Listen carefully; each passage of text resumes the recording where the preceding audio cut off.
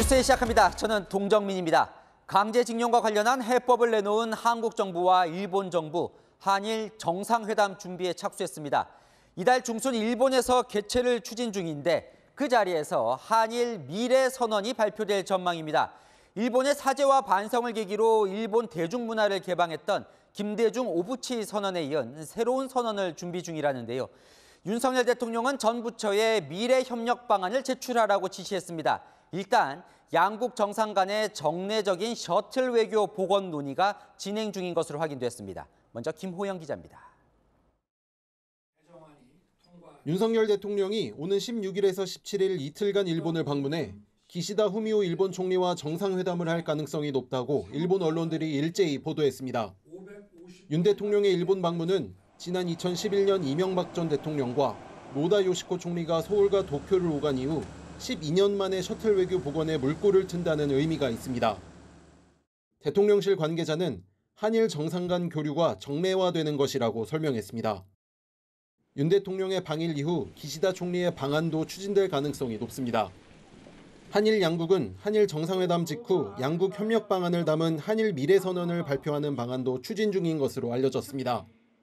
한일 갈등을 끝내고 미래지향적 한일 관계로 나아간다는 점을 전 세계에 알리겠다는 취지입니다. 윤 대통령은 오늘 국무회의에서 한일 협력의 의미를 재차 강조했습니다. 한일 간의 미래지향적 협력은 한일 양국은 물론이거니와 세계 전체의 자유, 평화, 번영을 지켜줄 것이 분명합니다. 그러면서 일본을 안보, 경제, 과학기술, 글로벌 어젠다에서 협력하는 파트너라고 말했습니다. 채널A 뉴스 김호영입니다. 한일 정부가 한일 정상회담과 미래선언과 관련해 어떤 준비를 하고 있는지 서울 용산 그리고 일본 도쿄 차례로 연결해 보겠습니다. 먼저 용산 대통령실 나가 있는 조아라 기자 연결합니다. 자, 이 전 부처가 다 준비 중이라던데요. 구체적으로 어떤 협력 방안이 추진되는 겁니까? 네, 이 특정 분야에 국한하지 않고 말 그대로 전 분야에 걸쳐서 한일 간 협력 방안이 검토되고 있습니다. 이 윤석열 대통령은 오늘 국무회의에서 모든 부처에 세심한 준비를 지시했는데요. 이 경제, 안보, 과학기술, 글로벌 어젠다 분야에서의 우선 협력이 추진되고 있습니다. 양국 정부 각 부처 간 협력 체계 구축과 아울러 경제계와 미래 세대의 내실 있는 교류 협력 방안을 세심하게 준비하고 지원해주기 바랍니다. 특히 경제 안보 분야에서는 조만간 가시적인 협력 성과를 낼 것으로 보입니다. 대통령실 관계자는 일본의 수출 규제가 해제되고 양국 경제인 사이 교류는 활발해질 것이라며 일본의 한국 투자도 늘어나기를 기대한다고 말했습니다. 미국 주도의 신경제 안보 공동체에서 한일 간 협력 강화로 글로벌 공급망이 안정될 거라는 관측도 나옵니다. 안보 분야 한미일 삼각 공조 체제는 빠르게 강화될 전망입니다. 윤 대통령이 강조한 미래지향적 한일 협력을 위해 청년 세대의 인적 교류를 촉진하는 방안도 추진됩니다. 정부는 정보기술 분야와 관련된 양국 유학생들을 서로 지원하거나 공동 연구 프로젝트를 진행하는 방안을 검토하고 있습니다. 글로벌 이슈인 마약 문제를 일본과 함께 대처하는 방안도 논의되고 있는 것으로 알려졌습니다. 자, 일본 내에서는 한국 정부가 결단한 만큼 이제 일본 정부가 호응할 차례라는 여론이 형성되고 있다고 합니다. 피고 기업도 기금에 협력해야 한다는 신문 사설도 나왔다는데요. 도쿄 김민지 특파원 연결합니다. 자, 일본 언론들도 지대한 관심을 보이고 있다고요. 네, 이곳 일본도 어제와 오늘 한국 정부의 강제징용 해법 제시가 최대의 관심사였습니다. 대다수 일본 언론은 정치적 문제가 매듭지어졌다며 윤석열 대통령과 기시다 총리의 정치적 결단이 유효했다고 평가했습니다. 韓国政府側もさまざまな努力を行っています。ユン大統領との間に緊密な意思疎通を図っていくことは大事にしていきたいと思います。 니혼 게이자이 신문은 미쯔비시 중공업과 일본 제철 등 피고 기업 자산이 현금화되는 최악의 사태를 피했다고 분석했습니다. 이에 따라 윤 정권의 결단을 밀어주는 것이 일본 국익에도 부합한다는 평가도 내놓았습니다. 피고 기업의 행동을 촉구하는 분위기도 나오기 시작했는데요. 진보 성향 도쿄신문은 정경련과 일본 게이단렌 등 양국 경제단체가 주도하는 미래청년기금에 피고기업이 참여해야 한다고 주문했습니다. 게이단렌 회장도 피고기업의 참여에 대해 결정된 바 없지만 시간을 끌 생각은 없다고 밝혔습니다. 다만 정부 핵심 관계자는 채널A에 일본 기업들의 참여는 지금부터 논의할 예정이고 특히 피고기업은 참여하더라도 가장 마지막 단계가 될 것이라고 밝혔습니다. 집권 여당인 자민당에선 일부 우익을 중심으로 한국의 해법을 받아들이면 강제징용을 인정하는 것이라며 받아들이지 말자는 분위기도 이어졌습니다. 다음 주 윤 대통령의 방일 가능성에 대해 보도가 나온 가운데 일본에서도 셔틀 외교 재개에 대한 기대감이 커지고 있습니다. 도쿄에서 채널A 뉴스 김민지입니다. 미래를 외치는 한일 정부 소식 전해드렸는데 우리 정치권의 기류는 전혀 다릅니다. 민주당은 굴종, 굴욕, 모욕을 느낀다며 강하게 정부를 비판했고 국민의힘은 김대중 노무현 정부의 연장안일 뿐이라며 정치에 이용하지 말라고 맞섰습니다. 윤수민 기자입니다. 이재명 더불어민주당 대표는 정부의 강제징용 해법에 대해 피해자의 상처를 2번을 짚는 계묘늑약과 진배 없다고 강력 비판했습니다. 강제징용 피해자와 함께 정부를 규탄하는 시국선언에도 나섰습니다. 참으로 수치스럽습니다. 국가는 굴종을 하고 국민은 굴욕을 느끼고 피해자 국민들은 모욕을 느끼고 있습니다. 일본 사람들이 우리를 끌고 갔는데 어디다 대고 사죄라고 어디다가 사죄를 받고 어디다가 요구를 하겠습니까?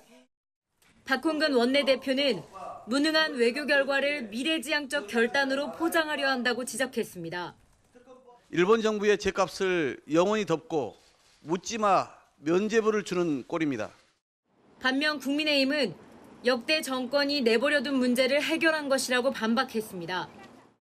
역대 정권에서 누구도 이 강제징용 문제에 대해서 손대려고 하지 않았죠. 윤석열 대통령이 지금 폭탄 처리반을 맡아가지고 또 일본 전범기업이 아닌 제3자가 변제하는 해법은 과거 김대중 노무현 정부의 대안과 일맥상통한다고도 주장했습니다. 이 방안은 노무현 정부가 오랜 민간 합동 논란 끝에 채택한 방안의 연장선상에 있는 것이기도 합니다. 주 원내대표는 더 적극적으로 호응해야 한다며 일본 정부도 압박했습니다. 채널A 뉴스 윤수민입니다. 4년 전 우리나라 전반에 불어닥쳤던 노재팬 운동 기억나십니까? 당시에 일본 맥주나 옷을 사입는 것도 눈치가 보였었죠. 자, 분위기가 완전히 달라졌습니다. 박지혜 기자입니다. 서울의 한 대형마트. 여러 나라 맥주가 진열돼 있습니다. 아사히와 삿포로, 기린 등 한동안 찾아보기 힘들었던 일본 브랜드 맥주가 이제는 층층마다 진열돼 있습니다. 아무래도 뭐 일본 불매운동이 있었던 부분이 있었어가지고 구매가 꺼려지긴 했었는데 뭐 요즘에는 행사도 같이 진행하는 것 같아가지고 가끔씩 고를 때도 있습니다. 맛도 괜찮고 청량감도 괜찮고. 딱히 그렇게 관계를 생각하고서 맥주를 찾진 않았던 것 같고 여행 처음 갔을 때 생맥주로 마셔본 경험이 있어가지고 그때 너무 맛있게 먹어가지고 자주 먹고 있어요. 실제로 지난 1월 일본 맥주 수입액은 200만 4천 달러로 지난해 같은 달보다 4배 넘게 늘었습니다. 노재팬으로 일본 맥주 소비가 줄었던 2019년 7월 이후 3년 6개월 만에 최대입니다. 일본 의류 브랜드인 유니클로의 매출액도 1년 전보다 21% 늘었습니다. 당시에는 사면은 좀 욕먹을 것 같기도 하고 그랬는데 요새는 그냥 지나가면서 매장 안에 봐도 사람도 많이 있고 그래서 옛날하고는 확실히 분위기가 많이 다른 것 같아요. 일본 수입차인 렉서스와 토요타의 신규 등록 대수도 1년 전보다 3배 가까이 증가했습니다. 다만 지난해 맥주 수입액 가운데 일본 맥주 비중은 7.4% 정도로 25%를 넘어섰던 수출 규제 전 수준까진 회복되지 않은 상태. 한일 관계 훈풍으로 회복세는 당분간 유지될 거란 전망이 나옵니다. 채널A 뉴스 박지혜입니다. 정치권으로 가보겠습니다. 이제 내일입니다. 내일 국민의힘 전당대회 투표 결과가 발표됩니다. 최종 투표율은 55.1%, 이준석 전 대표를 선출한 지난 전당대회 때보다 10%포인트가량 높습니다. 당원들 참여 흥행은 성공한 셈인데 이 투표율 높은 게 어느 후보에게 유리할지, 과반 득표자가 나올지 유승진 기자가 각 캠프 이야기 들어봤습니다. 국민의힘의 새 당대표를 뽑는 전당대회 최종 투표율이 55.1%로 집계됐습니다. 당원 83만 7천 명 중 46만 1,000명이 투표했습니다.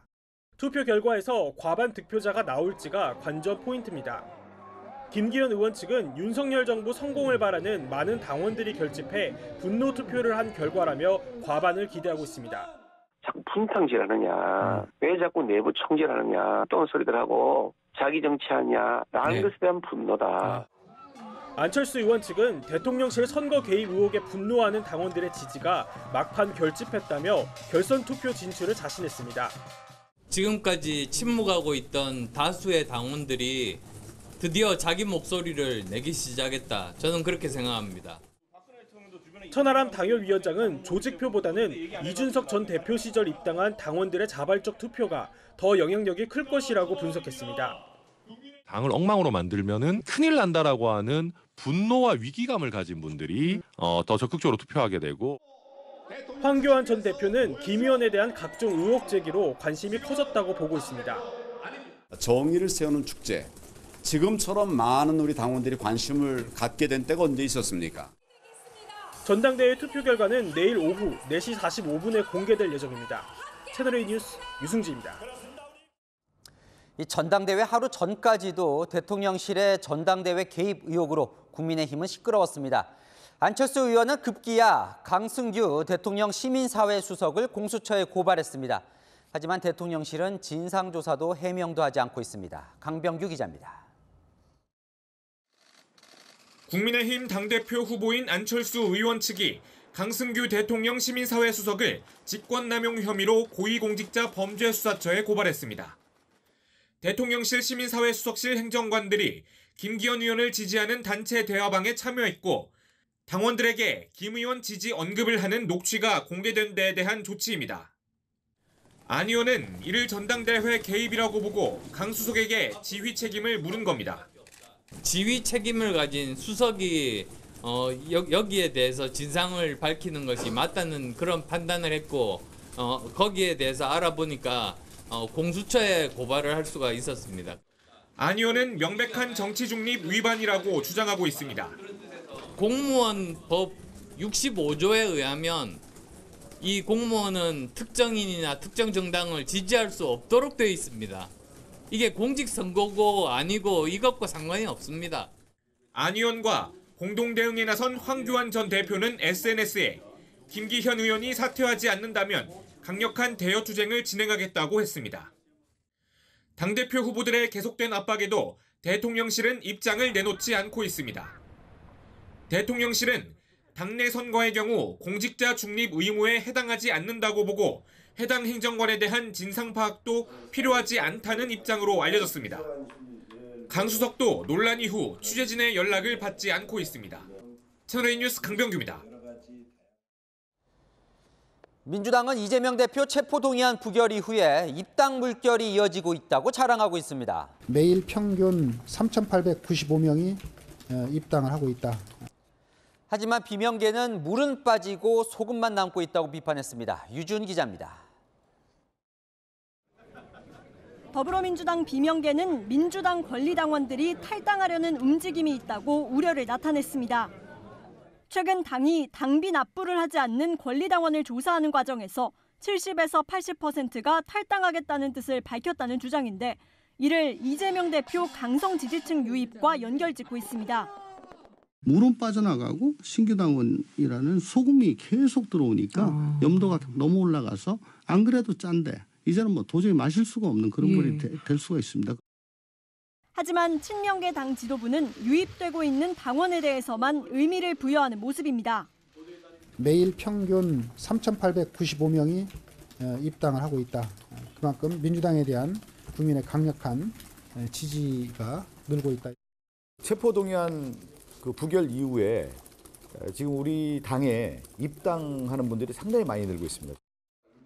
이재명 대표도 어제 저녁 당원 가입으로 이재명을 지키자는 영상을 공유하며 독려에 나섰고 이 대표 지지 커뮤니티에서도 이재명을 지키자는 당원 가입 운동이 이어지고 있습니다. 한 친명계 관계자는 이 대표를 중심으로 뭉쳐야 한다는 생각이 폭발적 당원 가입으로 이어지고 있다고 설명했습니다. 당내에서는 강성 지지층의 비명계 공격을 두고 이재명 대표 책임을 거론하기도 합니다. 민주당 원로인 유인태 전 국회 사무총장은 이 대표가 지지자들의 움직임을 즐기다 뒤늦게 마지못해 말리는 것으로 보인다고 지적했습니다. 채널A 뉴스 유주은입니다. 정의당이 입장을 바꿨습니다. 그동안은 신중한 입장이었는데 오늘 김건희 특검법을 발의하겠다고 나선 겁니다. 이 더불어민주당은 정의당과 힘을 합쳐서 패스트트랙 법안으로 처리하겠다는 계획까지 세웠습니다. 김철중 기자입니다. 정의당이 윤석열 대통령의 부인 김건희 여사에 대한 특검법을 발의하겠다고 했습니다. 검찰 수사를 지켜봐야 한다는 기존 입장을 바꾼 겁니다. 살아있는 검찰이 아닌 용산지검으로 쪼그라든 죽은 검찰이었습니다. 더는 검찰에 맡겨둘 수 없습니다. 정의당 관계자는 대검찰청을 찾아가 확인한 결과 수사 의지가 없어 특검법 처리에 나서기로 했다고 밝혔습니다. 정의당은 각종 의혹을 망라한 민주당 특검법과 달리 도이치모터스 주가 조작 사건 의혹만 수사하는 원포인트 특검법을 내기로 했습니다. 정의당의 입장 선회로 대장동 50억 클럽 특검과 김여사 특검, 민주당의 쌍특검 추진에 힘이 실리게 됐습니다. 오늘 정의당이 김건희 특검법에 대해서 전향적인 입장을 밝혔다고 해서 가급적이면 협의 조정해서 3월 23일 혹은 3월 30일 본회의에 처리할 수 있도록 노력하겠다는 말씀드립니다.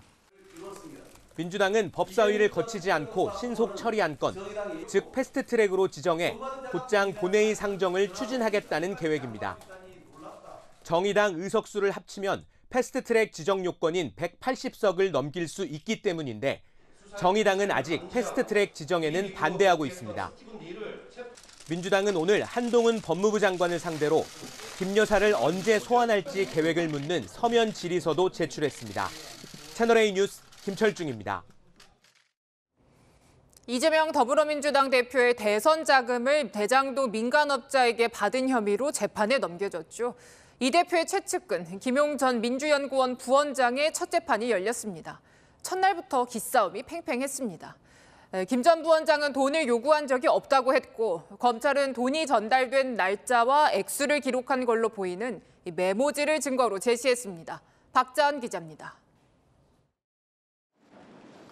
8억 원대 대선 자금을 받은 혐의로 지난해 구속 기소된 김용 전 민주연구원 부원장은 줄곧 결백을 주장해왔습니다.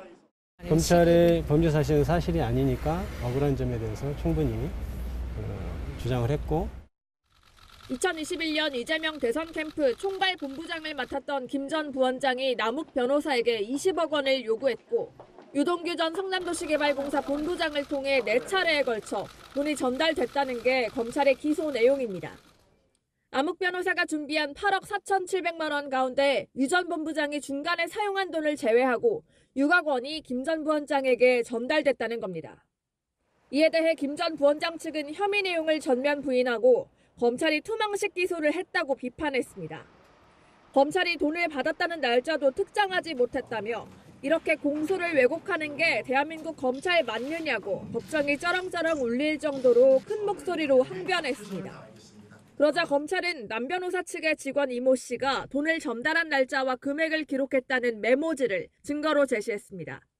또 김 전 부원장이 일면식도 없다고 한 정민용 변호사와 길에 있는 공중전화로 연락한 사실 등이 수사에서 밝혀졌다며 김 전 부원장이 거짓 주장을 펼쳤다고 반박했습니다. 채널A 뉴스 박자은입니다.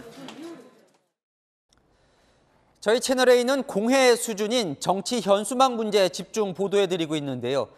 아이들 보여주기 민망한 수준의 이 비방과 악담이 하도 많다 보니 현수막 제작 업체들마저 이런 현수막은 만들지 않겠다. 제작 거부를 선언하고 나섰습니다. 이혜주 기자입니다. 정책은 없고 상대를 공격하는 문구만 난무하는 정당 현수막. 무분별하게 거리에 내걸리면서 공해가 되고 있습니다. 결국 현수막 제작 업체들마저 더 이상 방치해선 안 된다며 관련법 개정을 촉구하고 나섰습니다. 비방과 악담, 조롱 등의 문구로 공해 수준의 사회적 피해를 야기하고 있습니다. 이러한 정당 현수막이 과연 누구를 위한 것입니까? 서울 5개광고협회 송파구 지부는 관련법 개정 전까지 비방과 비속어가 담긴 정당 현수막의 제작 거부를 선언했습니다. 종로, 동작, 광진구 등에 있는 현수막 업체들도 참여를 검토 중입니다. 순수 정책 홍보 현수막만 제작하고 명확한 기준을 마련해 공유할 계획입니다. 저희들 판단도 그저 애매모호한 질문이신데 문구 내용이 좀 자극적인 걸 우리가 만들지 말자, 제작하지 설치하지 말자 그런 취지입니다. 일부 지역에선 특정인을 공격하는 정당 현수막 무단 철거, 과태료 부과를 놓고 갈등을 빚기도 했습니다. 도시미관은 물론 시민 안전까지 위협하면서 서울시도 적극 나섰습니다.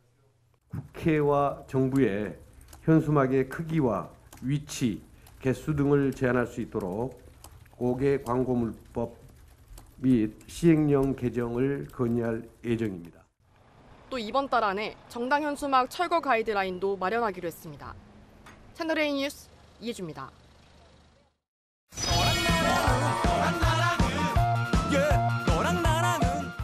네, 여랑야랑 정치부 김민지 기자와 함께합니다. 첫 번째 주제 보겠습니다.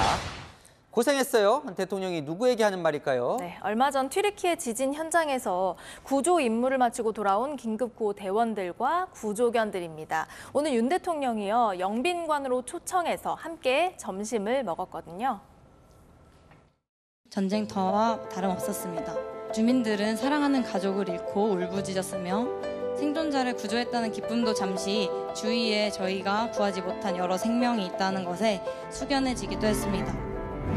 여진과 추위가 이어지는 불안한 상황에서 구조 활동에 전념해온 여러분의 헌신과 노고를 국민을 대표해서 감사드립니다. 여러분을 이렇게 밝은 모습으로 건강하게 뵙게 돼서 매우 다행스럽고 그리고 정말 고맙게 생각합니다. 자, 지금 이 튀르키예에서 생명을 구하는데 일조한 구조견들 모습도 보여요. 네, 119 구조견 4총사, 토베기와 티나, 혜태, 토리인데요. 대통령 부부가 얼마 전 입양한 은퇴한 맹인 안내견이죠. 세롬이도 이 친구들을 구경하러 왔다고 합니다. 네, 이 대통령이 건강 관리를 당부했다는데 이 토베기가 다친 적이 있어요, 그죠? 다 네. 나았습니까? 토베기는 구조 과정에서 발을 다쳐서 발에 붕대를 감았었죠. 다친 와중에도 수색을 이어가는 모습에 많은 사람들의 응원을 받았는데요. 다행히 건강한 모습이었습니다. 네, 모두 고생 많으셨어요. 네, 다음 주제 보겠습니다. 자, 윤미향 의원 이제 활동을 시작하는 겁니까? 네, 맞습니다. 위안부 피해자와 관련한 공식 활동을 조금씩 이제 시작을 하고 있는데요. 오늘은 경남에서 위안부 운동에 대해서 특강을 했고요. 또 내일은 약 3년 만에 수요 집회에도 나갑니다. 최근에는 촛불 집회에도 참석해서 마이크를 잡았는데요. 윤석열 대통령은 우리가 일제 식민지 침략을 받은 것이 바로 우리 때문이라고 합니다. 여러분, 누가 역사를 날짜입니까?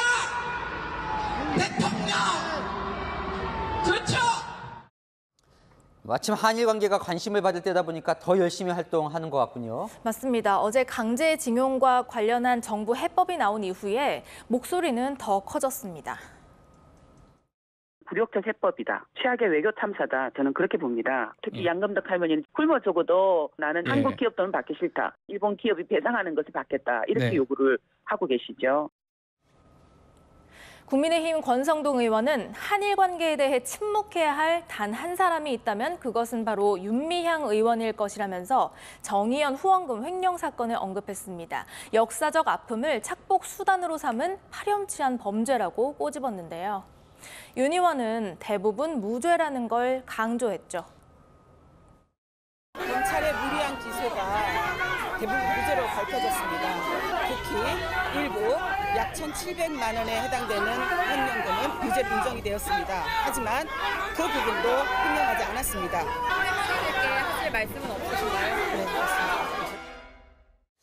네, 본인이 말한 대로 일부가 횡령으로 인정이 됐는데 할머니께 사과를 하진 않았어요. 네, 아이러니하게도 본인이 사과를 받았습니다.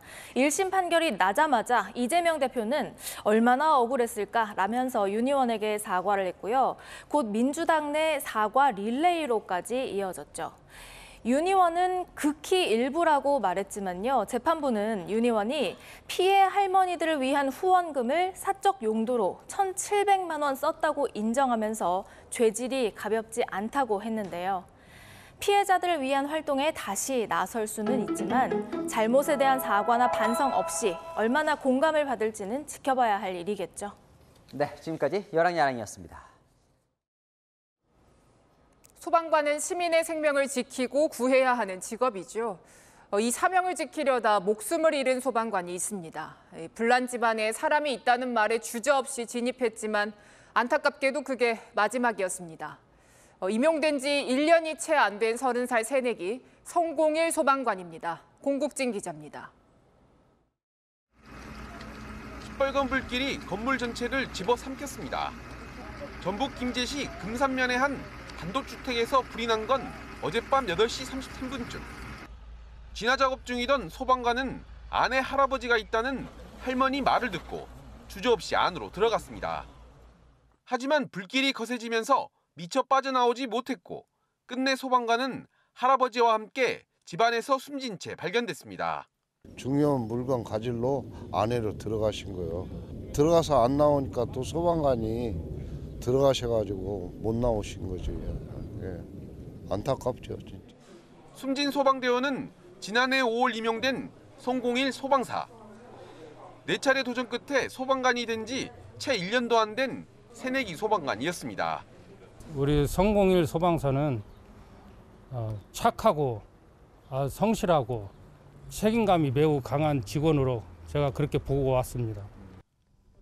열흘 뒤 31번째 생일을 앞두고 식당 예약을 부탁한 게 가족과 나눈 마지막 대화가 됐습니다.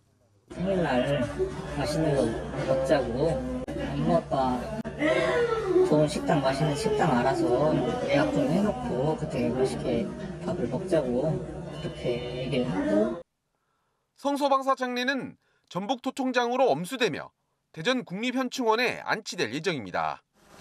경찰은 밭에서 쓰레기를 태우다 집에 불이 번진 것으로 보고 정확한 화재 원인을 조사하고 있습니다. 채널A 뉴스 공진입니다. 자, 이번에는 함께 불을 끈 시민들과 경찰 이야기입니다. 이 다세대 주택에서 불이 나자 경찰이 확성기로 소화기를 달라 요청했고 이 소리를 들은 이웃들이 소화기 10여 개를 들고 뛰어왔습니다.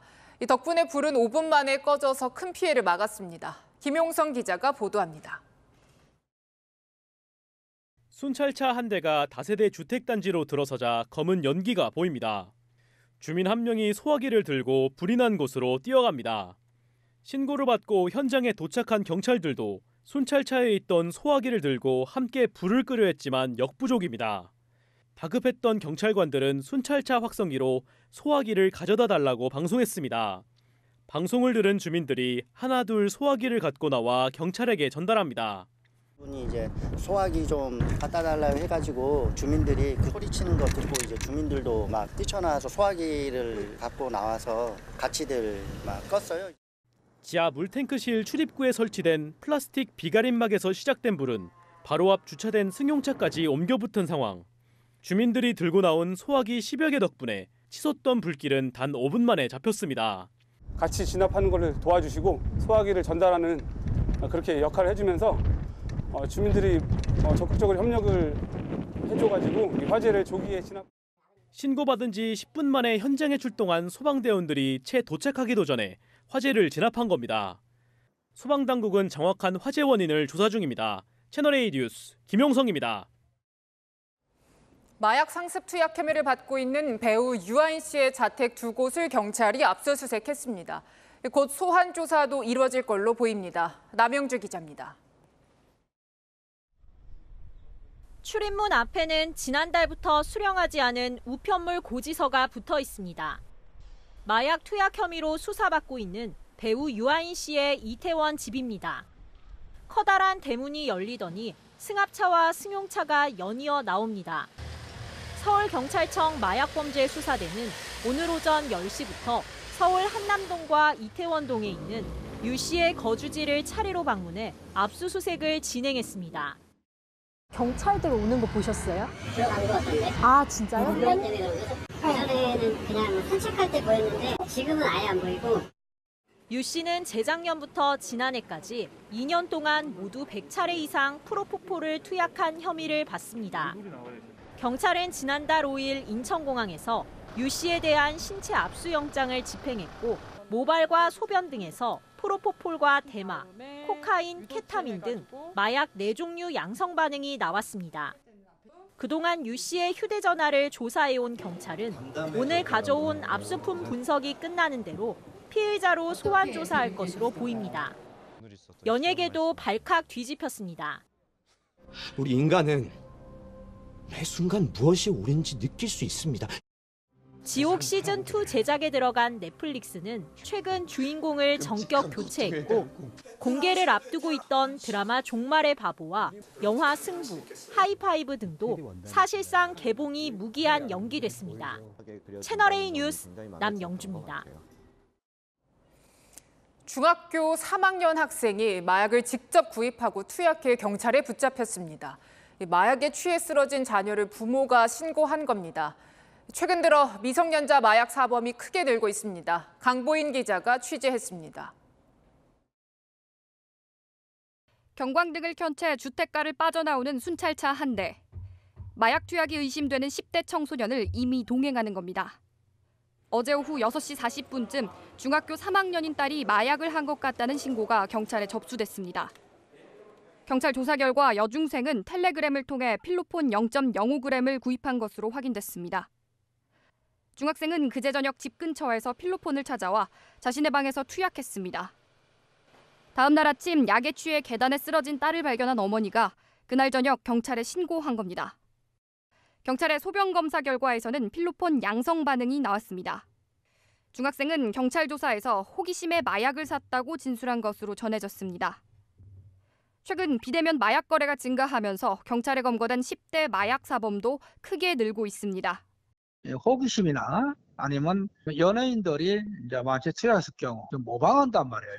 유치원까지 영국 같은 데나 미국 같은 데에서는 교육을 실시하고 있는데 우리 한국에서는 그런 교육이 전무하다.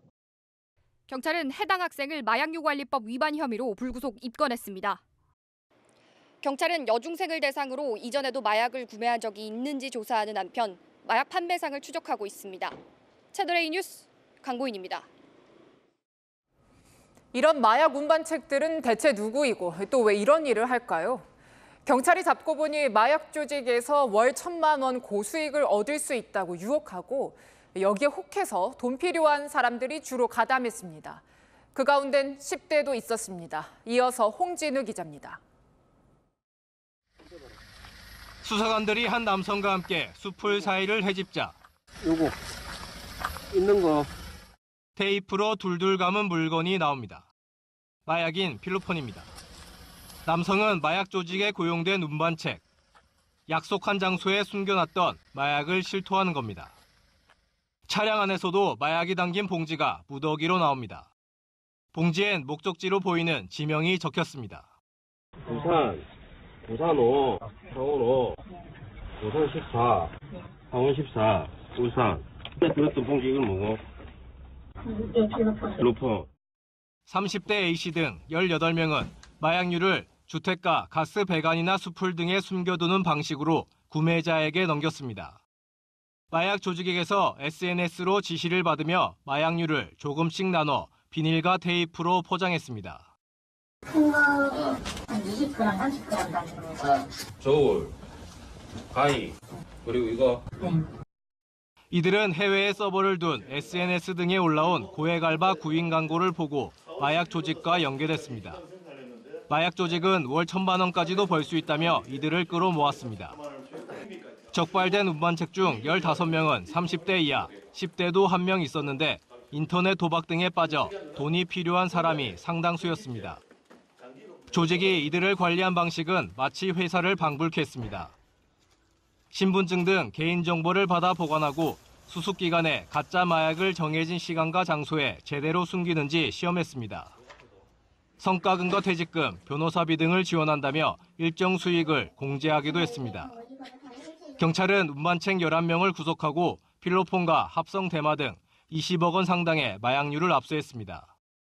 또 이들에게서 마약을 넘겨받아 파티룸 등에서 투약한 82명을 붙잡아 이 중 9명을 구속했습니다. 채널A 뉴스 홍진우입니다. 은행 강도 살인 사건 공범 사이의 배신감, 이게 또 다른 경찰 살인 사건을 해결하는 실마리가 됐습니다. 21년 전 전주에서 경찰이 살해된 뒤 장기미제 사건으로 남아 있었죠.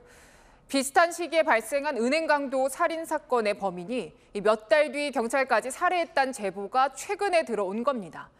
자, 그런데 이 제보자는 은행 강도 사건의 공범이었습니다. 강경모 기자입니다. 54살 백선기 경사가 파출소에서 숨진 채 발견된 건 지난 2002년 9월 20일. 범인은 흉기를 휘둘러 백 경사를 살해한 뒤 389경 권총과 실탄 4발을 들고 달아났습니다. 파출소 CCTV가 꺼져 있던 탓에 용의자 추적에 어려움을 겪었고 20년 넘게 장기 미제로 남아 있었습니다. 그런데 경찰이 최근 철거 중이던 울산의 한 모텔에서 이 총을 찾아냈습니다. 총기에 새겨진 고유 번호를 통해 백경사 총인 걸 최종 확인했습니다. 저희들이 단서를 확보한 건 2월 13일이고요.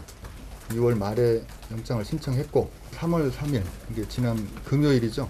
금요일 날 비로소 총기를 확보했거든요. 20년 넘은 사건의 실마리는 예상치 못한 곳에서 나왔습니다. 역시 21년이나 미제 사건이다가 지난해 진범이 밝혀진 대전 은행 강도 살인 사건이 단초가 됐습니다. 주범 중 한 명인 이승만이 이 사건의 진범을 안다며 경찰에 제보한 겁니다. 이승만은 공범인 이정학이 백경사를 살해했다며 사라진 권총의 위치까지 털어놨습니다. 권총이 발견된 모텔은 대전 은행 강도 사건 이후 이들이 머물렀던 곳으로 알려졌습니다. 경찰은 이승만이 이정학을 지목한 데 대해 공범에 대한 배신감이 작용한 것으로 보고 있습니다. 지난 2월 1심에서 무기징역을 선고받은 이승만은 공범 이정학에 대해 배신감을 토로한 바 있습니다. 전북경찰청은 현재 교도소에 복역 중인 이승만과 이정학을 접견해 사실관계를 밝혀낼 방침입니다. 채널A 뉴스 강경모입니다. 서울 한복판에서 중국인 여행객을 폭행하고 돈 뺏은 중국인 2명이 붙잡혔습니다. 환전해주겠다고 접근해서 1,600만 원 받은 뒤에 환전해준 돈을 도로 갈취했습니다. 장호림 기자입니다.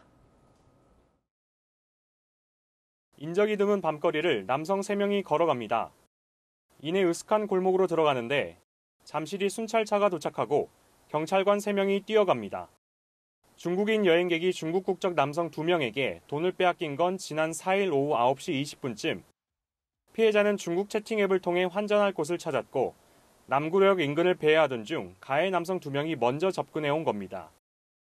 피해자는 의심 없이 길에서 모바일 뱅킹으로 약 8만 4천 위안, 우리 돈 1,600만 원가량을 입금했습니다.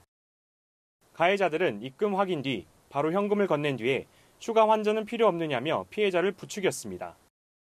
가해자들은 이곳 한적한 골목으로 피해자를 유인한 뒤 폭행하고 환전해준 돈을 다시 빼앗았습니다. 이 과정에서 중국인 여행객 목을 조르며 협박까지 한 것으로 파악됐습니다.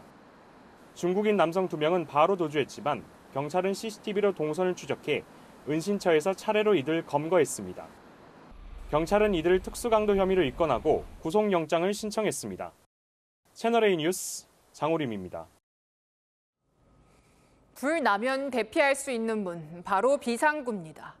그런데 곧장 낭떠러지로 연결돼 있는 곳도 있어서 발생하는 추락 사고 여러 번 전해드렸습니다. 지금은 사고 때보다는 좀 개선이 됐을까요? 이솔 기자가 다시 가봤습니다.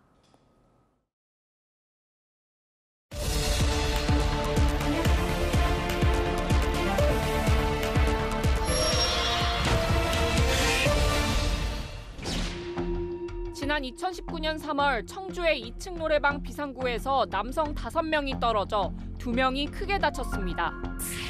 노래방 복도에서 몸싸움을 벌이던 중 잠겨있던 비상구를 밀면서 추락한 겁니다. 안전을 저렇게 해놓고서는 그게 안전생각이가 된다는 거예요. 누가 봐도 저거는 안 했죠. 이렇게까지 무서운 일적인지는 몰랐어요. 이 비상구는 외벽에 문이 달려 있어 바로 낭떠러지로 연결되는 형태. 4년이 지난 지금 사고가 난 현장을 다시 찾아가 봤습니다. 철제 발코니가 추가로 설치됐지만 문은 여전히 외벽에 나 있습니다.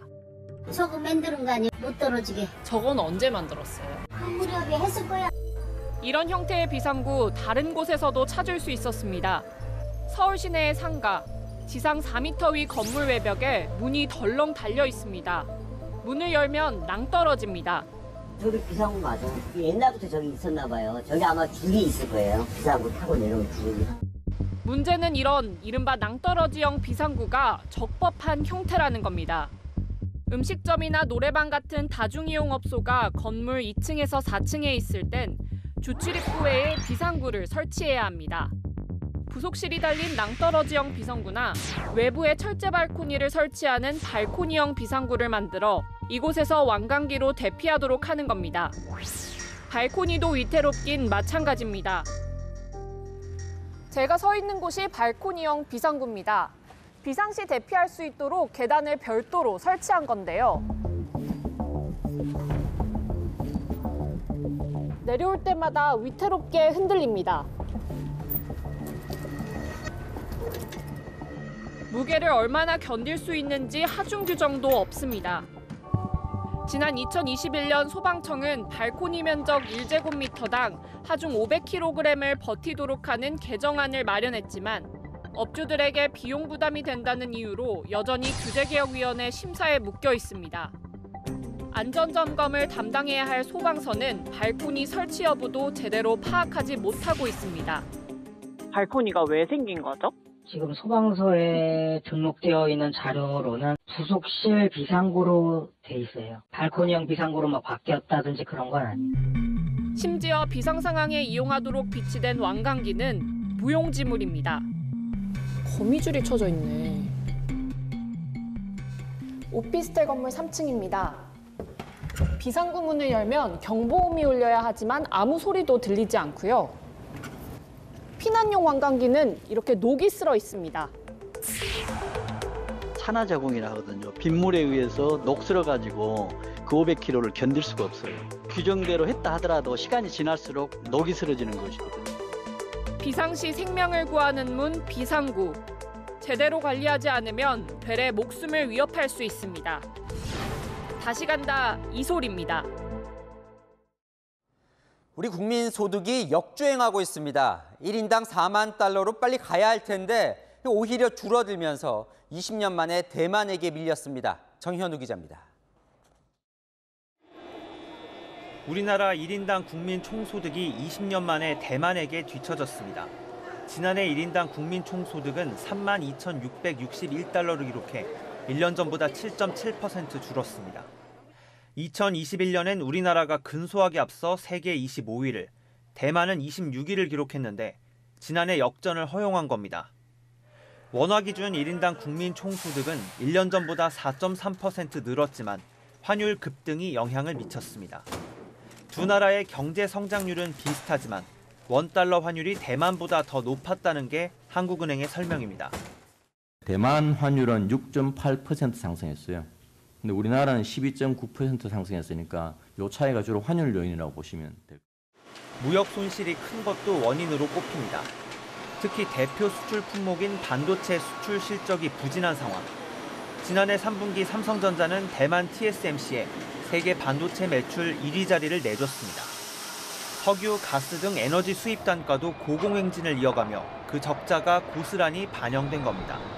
다만 한국은행은 환율이 1,100원대로 떨어진다고 가정한다면 정부 여당이 제시한 1인당 국민소득 4만 달러 목표는 머지않은 시기에 달성할 것 같다고 내다봤습니다. 채널A 뉴스 정현우입니다. SM 엔터테인먼트 인수를 앞 둘러싸고 하이브와 카카오가 쩐의 전쟁을 벌이고 있습니다. 하이브 인수 분위기가 무르익자 이번엔 카카오가 1조 2,500억 원을 들여 지분을 공개 매수하겠다고 나섰습니다. 점점 판이 커지고 있는 SM 인수전 소식을 조현선 기자가 보도합니다. 카카오가 오늘 공개 매수 카드를 꺼냈습니다. 하이브의 공세에 대해 반격에 나선 겁니다.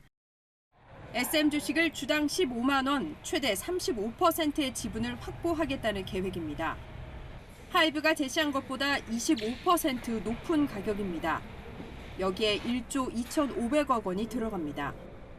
법원의 결정으로 SM 지분 확보에 실패하자 카카오가 정면 대결을 택한 겁니다.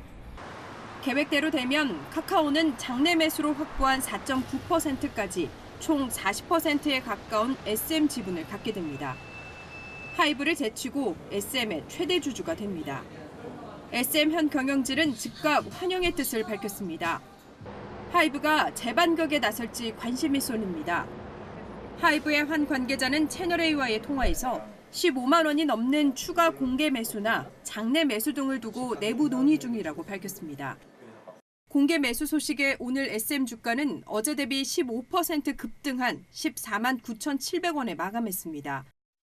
이미 제시한 가격에 육박하면서 하이브가 그랬던 것처럼 카카오의 공개 매수도 성공을 장담할 수 없습니다. 공개 매수는 31일로 예정된 SM의 주주총회를 앞두고 마감됩니다.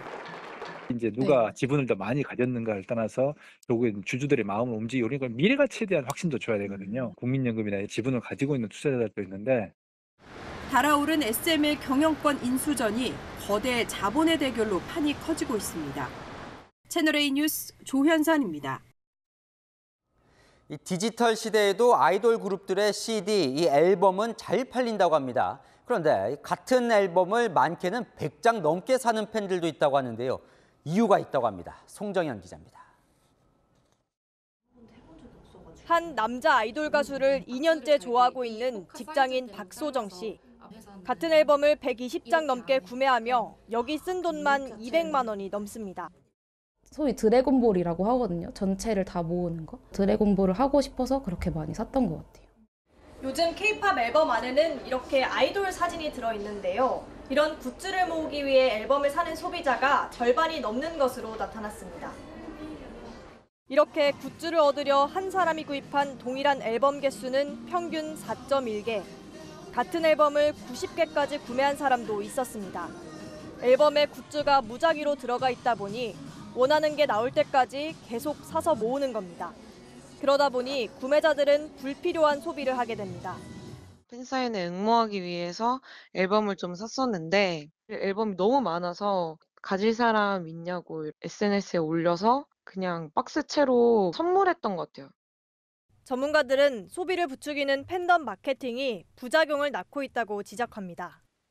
CD나 케이스들이 너무 일회성으로 유통되기 때문에 폐기물도 양산되고 잘못 처리되면 환경오염도 유발할 수 있기 때문에 한국소비자원은 음반 판매 사업자에게 굿즈와 음반을 분리해 판매할 것을 권고했습니다.